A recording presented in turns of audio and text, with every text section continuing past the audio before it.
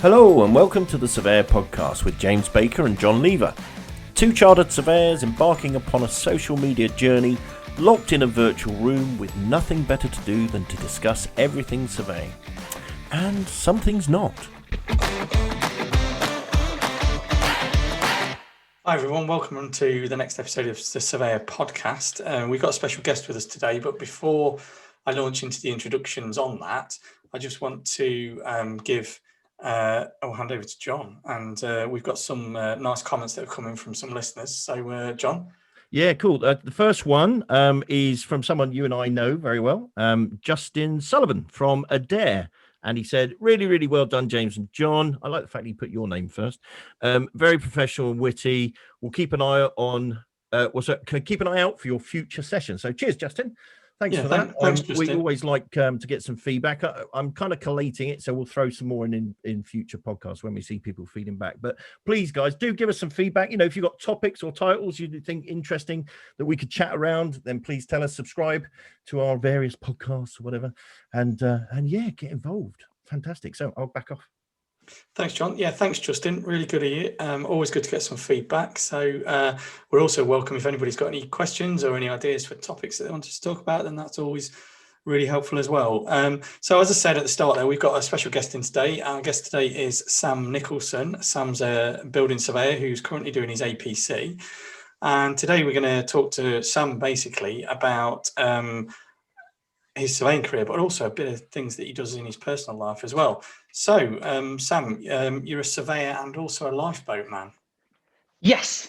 I have been surveying the last few years, but I've been part of the lifeboat for, I mentioned it a few weeks ago, I said 10 years, but then I looked back and I think it's over 11 years. I was going to say that picture of you, that black and white picture out of Dolce & Gabbana's sort of advertising campaign, looked a little bit younger than you are now. So you must have been doing it a while. So yeah, I think that's very polite to put it that way.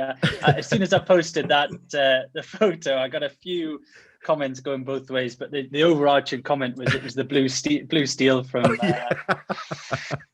from very good. Is it Zoolander? Yeah, that's it. Out of blue Zoolander. Yeah, the blue steel, and then he came up with Magnum, didn't he? Was it Magnum after that? I don't know from memory. So. So it went both ways, but yes, to kind of backtrack and answer your question, part of the RNLI at my local lifeboat station for just over about 11 years now. Okay, which station are you at? So I'm at Tynemouth, which is clues in the name, the mouth of the River Tyne. So straight down to the coast from Newcastle. We're based just inside the river mouth, and our station's quite unique because we've got a few sister stations that are only a mile or two up the coast, whereas other stations on the coast could be the only one for 50 or 100 miles. So we kind of have a lot of resource because there's a lot going on in the sea, surprisingly. Yeah, no, it's interesting. I'm absolutely humbled, mate. I'm well impressed with this. I mean, it's great when we find things you're doing. I was saying to James earlier, we know a couple of friends. There's one guy. What is he? He's a mountain rescue, isn't he? Yeah, Derbyshire Mountain Rescue. Yeah, Surveyor Mountain Rescue. I think we're going to get him on in due course and ask him some searching questions about it. So, all right. So, interestingly, what does it involve? I mean, you said there's a lot going on. What sort of things do you have to kind of sort out or lifeboat-man about? Well, the full range, and it's you kind of get seasonal trends in what's going on. So at the moment, the majority of the jobs, we've had one today, had one yesterday, actually, surprisingly, so 2 on the trot, which are both boats that are broken down, fishing boats that are being out, come up with a problem, and they need towed back in its simplest format. Then if you kind of transition across towards Easters, that seems to be the generic turning point where the weather gets a bit warmer.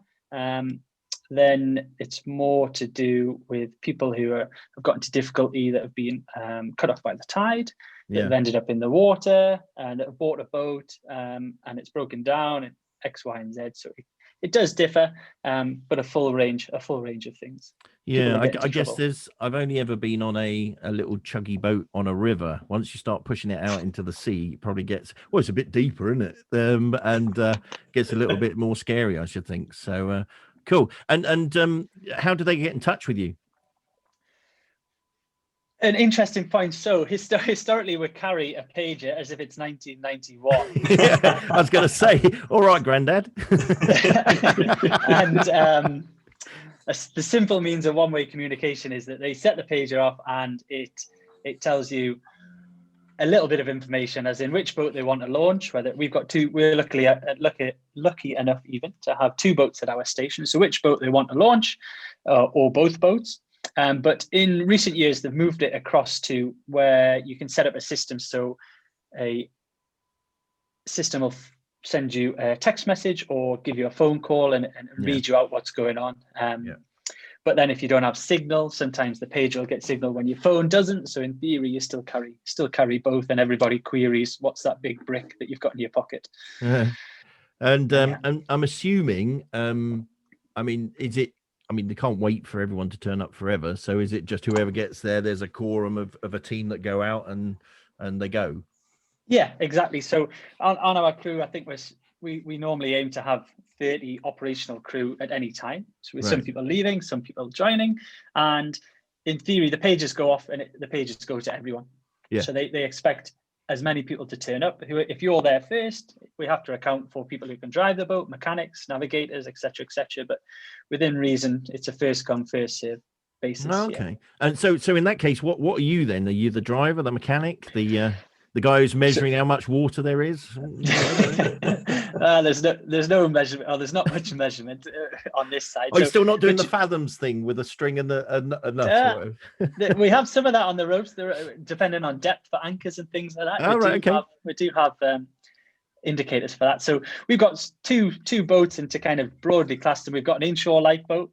Clues in the name, that's for inshore, a couple of miles off the coast, but predominantly suited to being in the waves and where there's shallow water. And then we've got an offshore and all-weather lifeboat, which has a huge range that could, in theory, go across to Amsterdam and back. So on the smaller boat, I'm lucky enough to have passed my helm exam, so I can drive one and be in charge and tell everyone what to do. And then on the bigger boat, I'm either fall into the deckhand position or the navigator's position. So we need to go here, or this is where the vessel is, or this is what we're going to do. Oh, that's interesting. And so is the inshore one more like one of these inflatable rib boats sort of things? Exactly. It's very, very, it's not actually defined as a rib because it doesn't have a rigid inflatable bottom, right? But it's very similar to the Zodiacs and the things that you see. It's off the top of my head about 6.5 meters long. Quite low in the water, designed for 3-4 people. No, I had fun of one of those. We went on one of those offshore sort of boat trips up in Scotland last time I was on holiday up there. So they were quite good fun. It is really good fun. Yeah. No, okay, that's cool. So that was my question, I think. So over to you, James. Yeah.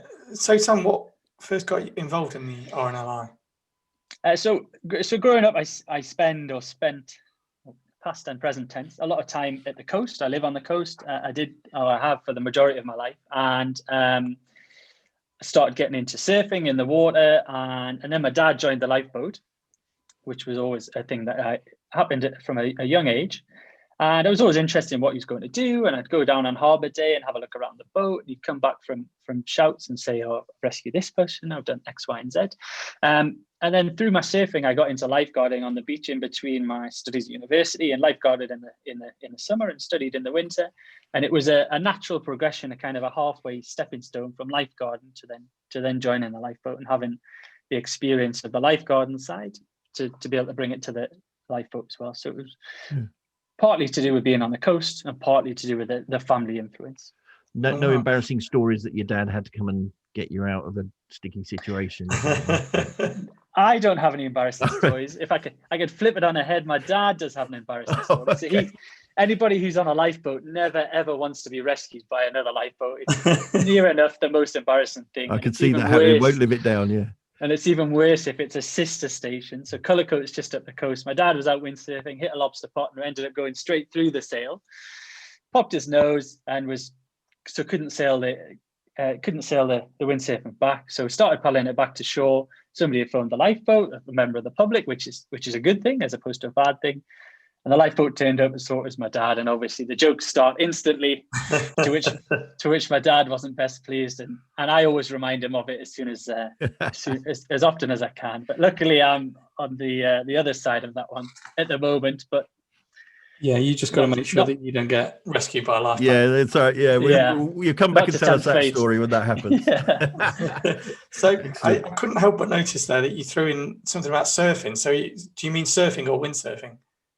I normal surfing, as in with waves, as opposed to the windsurfing that my dad does. How long have you done that?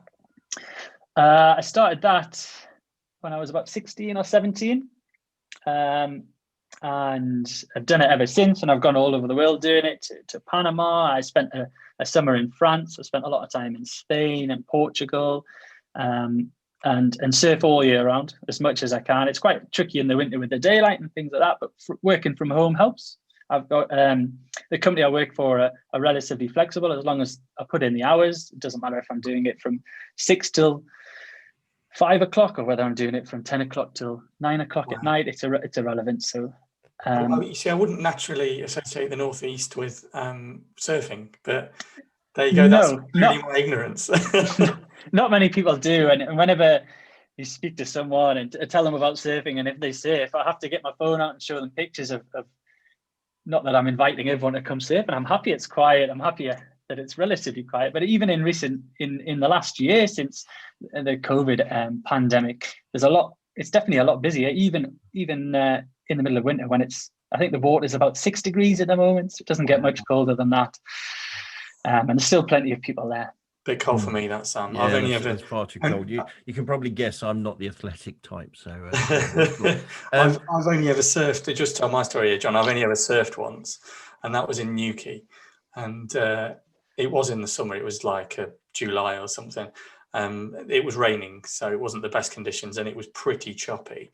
And me and my mate were down there, and we're like, right, we need to have a go at surfing whilst we're just on a few days holiday. I was probably about 25. And we went down to the beach, and there's all these, surf hire places and these places where you can learn to surf. All these long-haired, lanky, gangly people. So I said to mate, shall we? What do you want to do? Shall we hire some surfboards? Shall we get some lessons? And he was like, and we looked at it, and the price of lessons was quite expensive. And mate was like, no, we'll just hire some. We'll just have a go at it. All right then. All right, so lo and behold, we went and found this surf hire place. Hired these. They were the beginner boards, so they were foam. The kind of big yellow, massive things. You can't get them below the waves at all because they're so buoyant, and it was incredibly choppy. And by the time I actually got past the waves, I was absolutely exhausted because you just literally, you kept getting pushed back to shore. It's so difficult getting out. And I think I spent half an hour surfing, most of that time in the water and not on the board. I never managed to stand up once. Bizarrely, I loved every minute of it, but it's not as easy as it looks, is all I'm saying. It really isn't. No, the people who are good make it look effortless. Yes.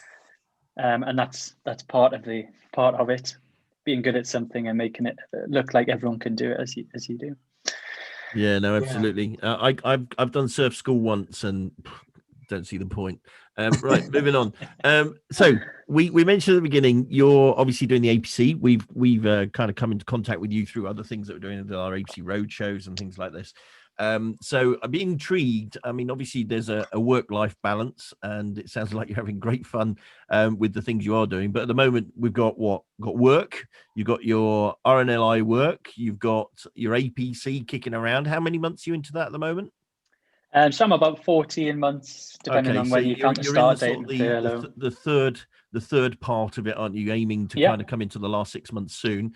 I'm assuming there's a family life involved in there as well. There's no kids kicking around, are there? No. Okay, so you still have a little bit of a sort of a free time, I guess. I'll throw in there once you get kids, mate. Yeah, absolutely. James has got a youngster. I've got older kids. So there's quite some balance in there. How do you manage all of that? It's a very good question. I depending on whose opinion you take into account, I'm particularly organized, and I have a calendar for this and a calendar for that. And if anything I'm doing goes into the calendar, otherwise I'll forget, or I don't know if I can fit anything in. So to me, it makes perfect sense, and that's the way it works in my head. But to my fiance's potential annoyance, that at times I might be a little bit rigid in my approach to things, but to me it makes sense, so that's all that matters. Yeah, no, that sounds like a typical OCD building surveyor to me. That's the word for it, OCD. Yeah. I wasn't going to mention it, but yeah, no, that's it's exactly the same what with it is. QSs. We're all a bit weird as well. I so can relate, Sam, as a building surveyor, honestly. Yeah, no worries. And the woman in your life will never understand. Trust me. I'm No. married and I have a child, and yeah. So, but as John said, you'll not have time for it all once you've got a child. No, Just enjoy it now. So Yeah. enjoy it. So with that in mind, though, Sam, you've got all these things that you're doing, but let's not forget about how you earn money. So how do you kind of square all this with your employer? Well, as you say, the RNLI is a voluntary service. It doesn't pay my mortgage. It's not the forefront of my mind, but it's definitely something I enjoy to do and I benefit from it too. I get a massive reward from it. But you're right that my employer comes first, and if I've got anything that's time critical, whether it's a piece of work or anything that I'm doing, then that sits at the top of the pile. If there isn't anything that's time critical, say I don't have a meeting, I don't have to be anywhere, or the work doesn't have to be out within the next few hours, then luckily I've spoken to my employer and we've got an arrangement that if the pager goes off and there's nothing that's critical, I can go and make the time up. Whether that takes an hour, 2, 3, 4, when I get back within reason and timing dependent, then I just make those hours up. That's so really good. I've got a. Sorry, I was going to say, how long's a shout normally when you get a shout from the lifeboat? Shortest one could be you get down to the station and you get turned around because you're not required or the boat's not going out, which is in theory a good sign. Somebody doesn't need to be rescued, doesn't need your assistance. All the way up to I think our station has got the record for the longest. I don't know if it's the longest or the furthest distance, which could be like, I think it was 22 hours. Wow. So you go. That was a fishing boat that I think was closer to Holland than it was to England. Got there, going there is not the slow part. It's towing a boat back at 4 or 5 knots as opposed to 25 knots. Yeah, that's the thing that takes the time. Yeah. Luckily, I missed that one, so I wasn't on the boat for 22 hours. But the month before that, I think the longest one I've had was 10 or 11 hours. Got there at 7 o'clock at night. Got on the boat, went and towed a boat back that was quite far away. Got off the boat and went straight to work in a bit of a daze, but yeah. I was going to say there's surely an answer for unlimited data on your phone, isn't there? When you got to sit there and post something back. There is. But I think Netflix and everything's got to kick off. Surely you get to a point where you don't get any signal and you drop off the cliff. So then, then you end up playing I Spy, and there's nothing to look at. Yeah, I Spy, something beginning with S. Yeah. That could be sea or sky. Yeah. Or seagull. Exactly. Or seagull, yeah. Okay.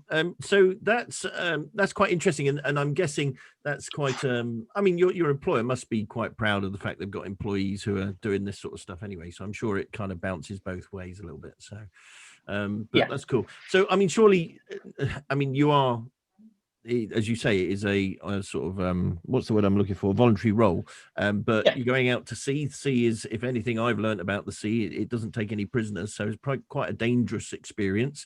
So what sort of training do you have to do? How do you kind of balance the sort of the risk, I guess? Yeah, the whole thing boils down to the training side of it and being competent. So it's not that you've done a year on the lifeboat and you're now competent. It's an assessment based on what you can do or what you know, etc., etc. So there is a lot of training behind the RNLI that sometimes people don't see. And it's COVID at the minute. It's a tricky time to be able to train because there's the balance against the risk with the benefit and infection control and things like that. But it all comes down to training. So when I first joined the lifeboat, you go down, you learn the ropes, you learn your knots, you learn where everything is on the boat. Somebody comes and assesses you for that before you can go out to sea. And the RNLI have got a training college down in Poole, So you get sent down there to do introduction courses, navigator courses, mechanic courses to help you to become competent. And then you go back to your station and you're assessed on your boat at your station with your crew to make sure you're competent in whatever the aspect is, that whether it's a helm or a crew member, a navigator, etc., etc. So you get assessed on your station. But it all comes down to the kind of risk v benefit. They talk about that so much in the RNLI, and it's something that I've never ever forgotten. What's the risk of committing 2-3 people or a boat full of people? And what's the benefit? Is the benefit that you're going to recover a boat, or is the benefit that you're going to recover a person? And the person always has to take that priority over the physical asset of a boat. You can always buy another boat, you can't buy another person. That's probably the best way to look at it. Yeah. So sorry, John. So with your training then, Sam, do you have to do it like once a year, or is it a refresher, or do they test you? How often do they test and train and things? So all things being considered, if we were in a normal environment where there wasn't any restrictions, etc., you would have a certain quota of hours that you'd have to meet for the year that you've exercised on your specific boat. So we've got 2 boats on our station, so our quota kind of doubles because you have to do the same on each boat.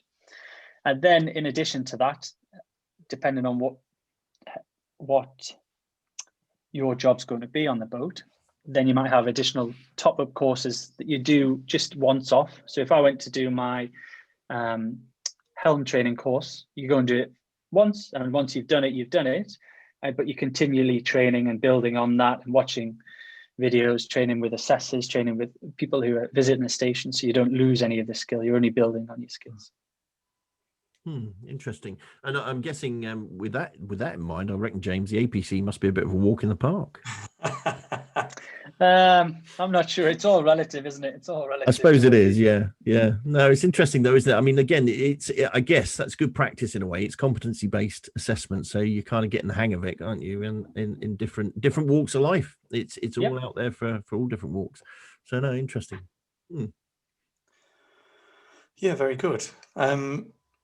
Is it on to me now for the next question, John? Yeah, I reckon it is, mate. I'm not going to help you either. I'm going to just watch you squirm while you try and work out which one you're meant to be asking. Well, I'm going to be quite broad here. So, Sam, you must have some interesting or slightly funny stories that you can tell us. Obviously, any, keeping regard for sensitivity, etc. of things. But what sort of things have you come across in your time on a lifeboat? I've got plenty of stories from lifeguard, and plenty of stories from the lifeboat as well. As I say, it's been 11 years, and I think on average our boat goes out somewhere around 100 times a year. So it's every couple of days. Like I said, we had one today, which was a towing and fishing boat, and the same yesterday. I think one that springs to mind is there's many shouts or jobs that we go to that are always good intentions. People think something's wrong where it's potentially not wrong, but we're better erring on the side of caution as opposed to not. So there was one that somebody had phoned in that they think they saw somebody struggling in the water. So we go down the lifeboat station, get suited up, head out on the boat, make a good speed, going towards it. We've got a rough position that, for example, say it's a mile off the beach in this direction. And we get there, and as we get closer and closer and closer, we can see that there's something just above the water. And then as we get within, I think it was probably about 100 meters, then we realize it's a football. Which from a distance, a game of keepy uppy on the way home then. Yes, exactly. So that's one that springs to mind. There's a lot of other stations, and without sounding like I'm plugging a program, but the RNLI Saving Lives at Sea on the BBC is really good to get an insight into the workings of the RNLI and why people do it, and some of the rescues. But some of the interesting ones are there. Maybe not the norm of rescuing a dog or a horse or a cow or something like that, which is totally not something you'd expect at all. So there actually has been a RNLI rescuing a cow. I'm not sure about the cow. There was definitely a horse. I can remember a horse that started swimming out to sea. But how on earth would you actually manhandle a horse back onto a boat? I mean, gosh. I think in this scenario, it was more trying to herd it towards the shore. Yeah. Okay, yeah. You imagine trying to get a horse on a boat, John. I mean, I was going to say, yeah. I mean, it's no easy task. I'm guessing actually, do the boats have winching gear on them? They must have. The bigger boats, or the bigger boats have davit cranes and A-frames on the side. And Yeah, like yeah. Failing that, it's dog food, James. So, so okay. Following on from that, though. So, what's I mean, I think it's interesting to hear all these different things. But what do you think you kind of take away as the most interesting or positive experience from doing it? I mean, 11 years is quite a feat, quite astounding, isn't it? I think it all boils down to the reason why you do it. I don't do it obviously for the money, because I'm not a full-time member. There are full-time people who work for the RNLI, and it is something that I've considered previously. But I do it for the feeling that you've made a difference on those rare occasions, and it does happen that you're the person, or you're part of the team that have saved somebody's life. When you get home and it kind of sinks in, there's no feeling like it, that you've made a tangible difference to somebody's life. It's a great feeling. I think that's the reason a lot of people do it. Yeah, no, that makes sense. Now, not that I am absolutely measuring APC support and success with the RNLI in any way, shape, or form, but I have to say, you're right. When you've had an opportunity to improve someone's outlook, and we've had over 20 years experience of helping people through their professional qualification. Yeah, best job ever is when you hear people ring you up going, "Oh, I got through. It's great. Thanks so much." So nowhere near like saving their life, but you're still having an impact on their lives, and so I can absolutely understand that sensation. It's great. It's absolutely fantastic. I would agree. It's the same principle, isn't it? Making a difference to someone's life. Yeah, that's it. Yeah, no, absolutely. So cool. Okay, thanks for that. Okay. I think it's over to you, James. Yeah, so you've probably kind of answered this, but what do you value the most about your RNLI involvement? I always try and be as humble as I can, as often as I can. I'm not somebody to kind of shout about X, Y, and Z. There's a time and a place for that, but it is making that difference. And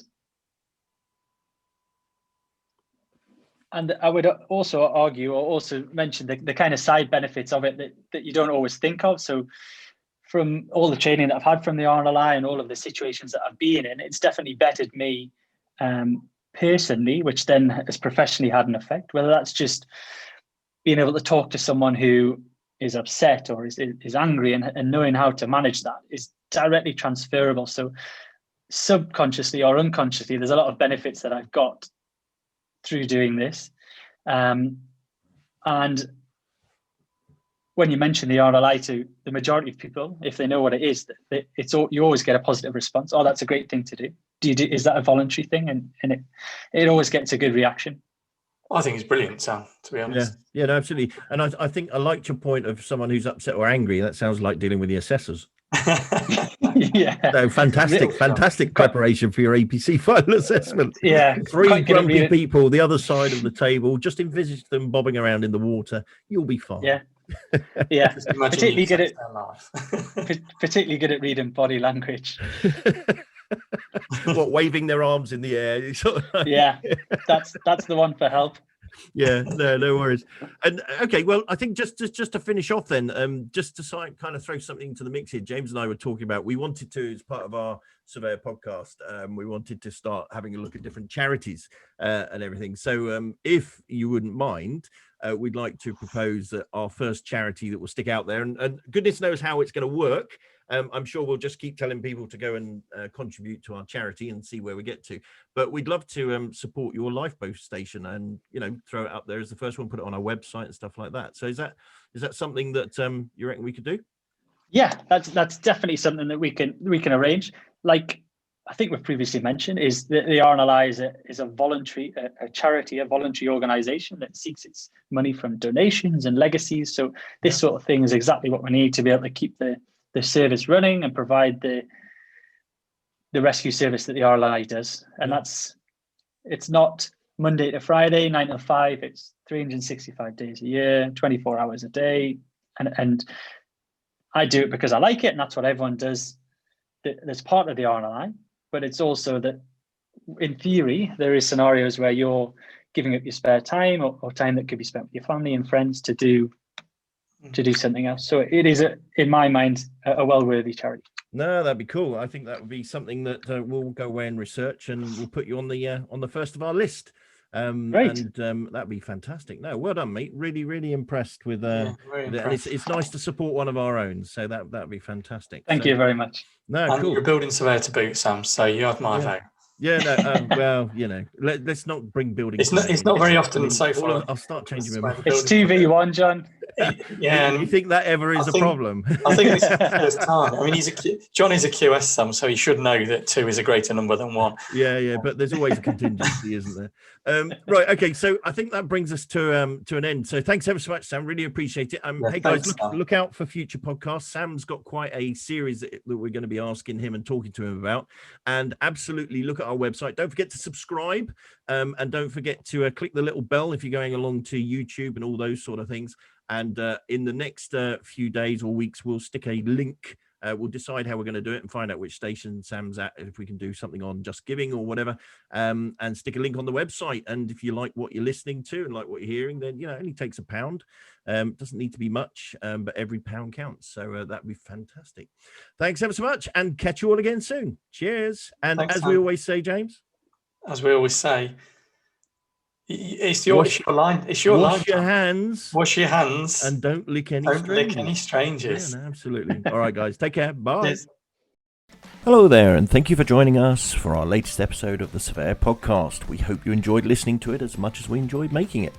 Don't forget to subscribe at all your favourite podcast providers: Apple, Google, Spotify, iHeartRadio, and so on. Also on Twitter and Instagram at SurvPod, that's SURVPOD. You can also get us on YouTube. Click the subscribe button, and don't forget to click the little bell. It tells you when we post our latest content, and on our webpage, survpod.com.